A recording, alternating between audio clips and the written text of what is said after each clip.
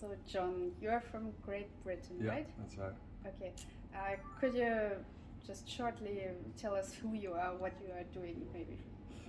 Yeah, I'm a freelance journalist, working for Press TV, international news broadcaster, while here freelancing for them. I've been here for about a month here in Donbass, and it's a very interesting place to be. It's a very interesting place to be, yeah. Okay. There are not many journalists coming here from other countries, so what was the reason why you decided to come here? And it's not the first time, right? You Yeah, came here before? I covered Maidan in Kiev in 2014 a couple of times, and I was here in 2015 as well, staying at this very hotel actually. Okay. When there was many other Western journalists there at that time in 2015. Time, okay. This hotel was full of them. But now this time I've come back. To be honest with you, I haven't been doing this kind of work for a while, but when I reported from Libya, I reported from Syria, saw those countries destroyed, and when war started again in Europe, I got a call from an old producer boss who asked me to come, so I thought I should try and do my bit to stop this country being destroyed as well, because that's unfortunately what's happening. Mm-hmm. What was the reason why you decided to come here to Donbass?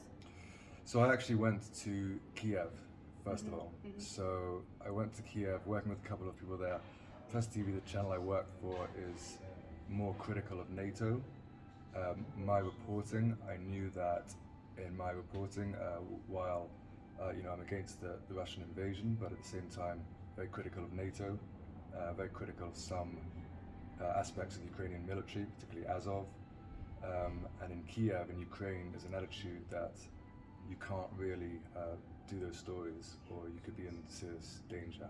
The Ukrainian government just banned most opposition parties, most media outlets, and so being critical of NATO, those kind of things. I've been arrested and deported before from countries, from dictatorships, and I knew that it was only a matter of time until, with my kind of reporting, which is critical of both sides, it would be dangerous in Kiev. Hence why I came to Donbass, and being here, it's incredible being here actually, because there's almost no Western reporters here, particularly none from major news networks. There's only people like myself and yourself from alternative channels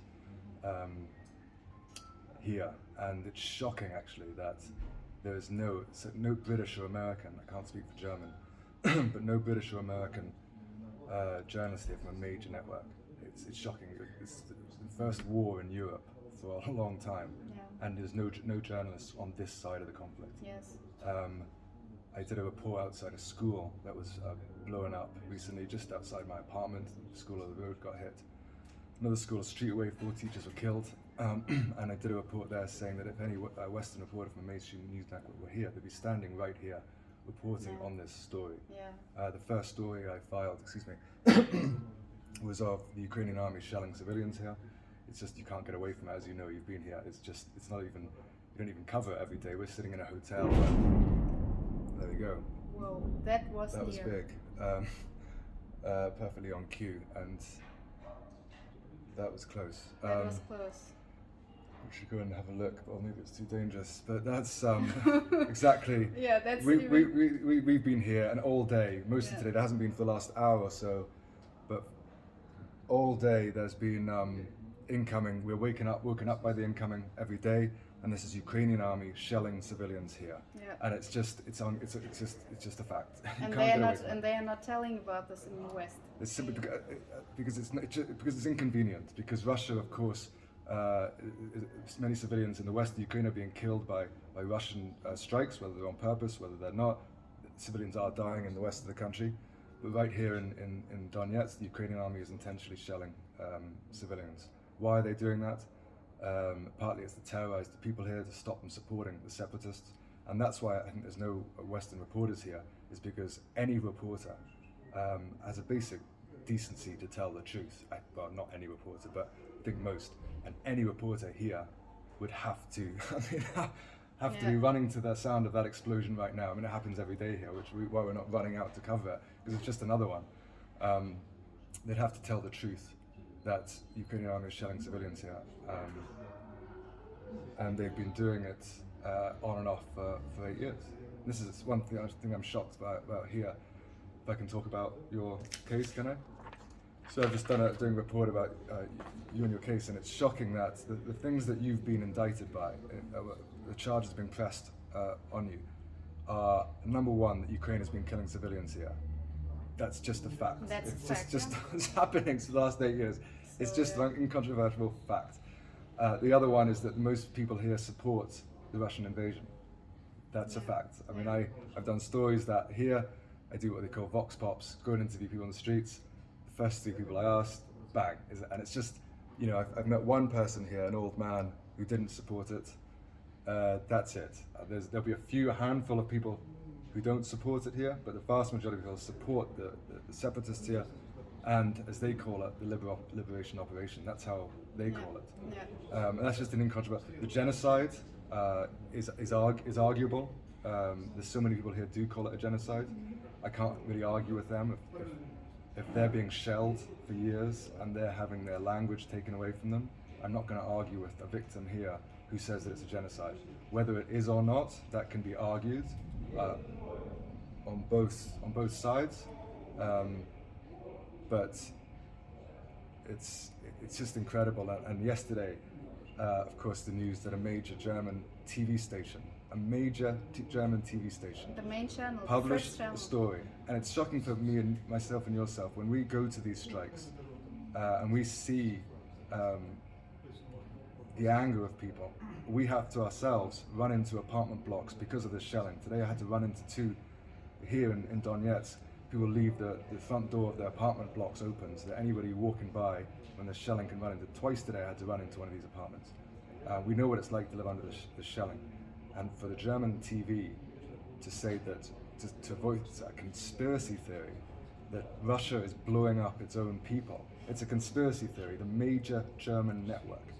And I don't know whether they're doing it on purpose or whether because they simply don't have a journalist here. And maybe that's why you're being pressed charges, because they don't have anybody here. You're the only one here. So they this may just be a mistake. They may well genuinely think that you're some crazy person. Yeah, because they really are thinking that.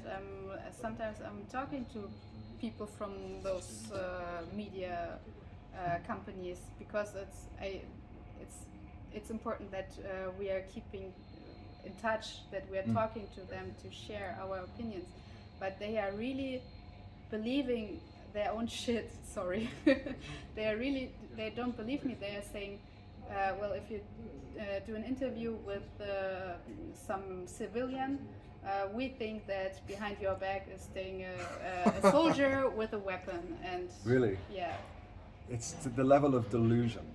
But this is why I have no doubt that German TV stations will be able to send reporters here. In fact, I'm pretty sure that DW, is that a station? They had an English Deutsche Welle, yeah. They had an English speaker reporter here, I think. They might have an English language service. I think they did have one here. So the Russian government will not allow many Western journalists here. They will allow some, without a doubt. And they're simply not sending their reporters here, because if they did, they would have to report this. Yes. And they just don't want. They just don't want that fact to be known. What about Britain news? Would they show your reports in the media, in the British? No, the BBC did report that. BBC is clearly better than the Germans anyway, in terms they did actually report this, a mother and a child, which, you know, in a market was killed the other day. I think the BBC did report that and say that Russia says it was Ukraine. But it's very light. Once again, I'm sure the BBC could have a reporter here, but there's not a BBC reporter here. And what's shocking then is that you don't attack us, don't attack you, because you don't have your own reporters here. Like, okay, if you don't want to cover it, but then don't go after journalists who are risking their life every day to report what's going on here. That's what's shocking. And that's why these German courts, these German lawyers should be absolutely ashamed of themselves. That you risk your life every day to tell the story of what's happening here. And you do it, I expect, because you're a good person, you want to tell the truth about what's happening in the world. For them to go after you for that is just shocking, and it's disgusting, to be honest with you. Yeah, it's hurting. Yeah. But you are working for Press TV, so you are working for someone, and there it's allowed to say this, to tell this story here. So Press TV is Iranian, so it's Middle Eastern. So they have a. I mean, I joke that I'm the only honest reporter in this country. I'm sure you are as well, because I don't. I can openly criticize Russia. I call it a Russian invasion.